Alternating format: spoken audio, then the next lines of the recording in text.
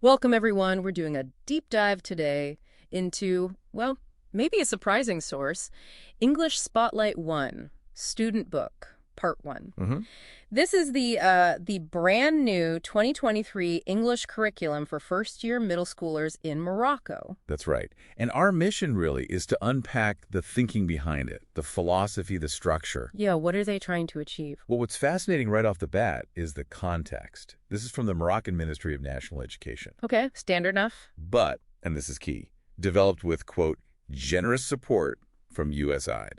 Ah, the U.S. Agency for International Development. Yes, through the Morocco Bridge to Middle School program. So, this isn't just any textbook. It signals a pretty significant international collaboration. Right, so more than just vocabulary lists then. Definitely. There's a big promise here. They want learning to be enjoyable. Enjoyable, okay. And centered entirely on real-life English, Yeah. actively trying not to feel like, an old-school audio textbook. Okay, avoiding the stiffness. I see a thread here about autonomy. Is that right? Absolutely. Right. That seems to be a core principle. Their method is called learning everything together, Learning everything together, meaning meaning listening, speaking, reading, writing, all taught at the same time. Integrated. to mimic how we actually use language. Exactly. And crucially, they've baked in principles of universal design for learning, UDL. UDL. Okay, can you unpack that quickly? What does UDL mean here practically? It means designing lessons from the start to work for everyone. Everyone, Like explicitly, girls, boys, students from different socioeconomic backgrounds, different ethnic backgrounds, and importantly, students with disabilities. so inclusion is built in, not an afterthought. Right, from page 1. Oh. But you mentioned autonomy and thinking about learning everything together. If the focus is fluency, enjoyment, Yeah. how do they handle accuracy? Is there a risk grammar gets a bit loose? That's a good question. It looks like they're trying to integrate accuracy through, well, practical use. The book explicitly folds 21st century skills into the actual unit tasks. So it's not just learn the verb. It's Right. It's apply collaboration or information literacy, social skills, global citizenship, stuff like that. Ah, okay. That makes sense. And that fits with some of the specific programs they mentioned, like games that make you think. Games. Yeah, puzzles and things. You specifically to practice vocabulary, grammar, speaking, writing, Mhm. but in a fun way. Okay. And what about reading? That's maybe the most interesting part. Drop everything and read. Dear? DEAR, drop everything and read. Yeah, it's a routine. Students are encouraged to just read stories, articles, whatever, for maybe 10 to 15 minutes a day. Every day. Ideally, yeah, 3 to 7 days a week. The focus is pure pleasure reading and just building the skill.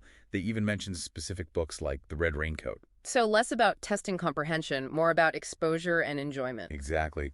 Building that habit. Okay, so we have these routines. What about the actual, unit content? Does it follow this real-life idea? It seems very grounded. Right. Unit 1 is just meeting people. Yeah, greetings, introductions, countries, asking basic questions for personal info. Really functional. Makes sense. What's next? Unit 2 is the school. Classroom instructions, describing your school, using the present simple for routines. Again, very practical. Okay, still pretty standard. Where does it get more distinct? Well, jump ahead to Unit 4. It's home. Okay. Describing your house. Yes, but also discussing chores and researching eco-friendly building materials. Wait, eco-friendly materials in an English textbook for 12-year-olds. Yep.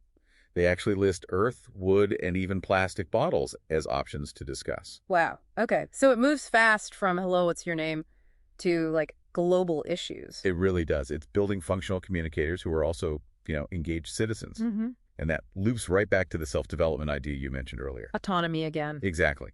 The book is really explicit about the student owning their learning journey. Lots of self-assessment, goal setting. How do they track that? They actually use graphs and logs, for instance, tracking their own dear reading progress. So they're teaching kids not just English, but how to learn independently. That seems to be the core message. So let's wrap this up with a thought for you, the listener. This textbook states its goal is to help young students become independent, autonomous learners. People who can, and I quote, tackle any new challenge with ease and confidence.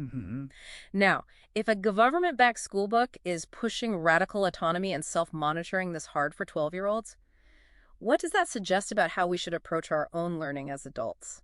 Professionally, personally. It really makes you think, doesn't it? Uh, Whose job is it ultimately to drive your own development? Something to consider.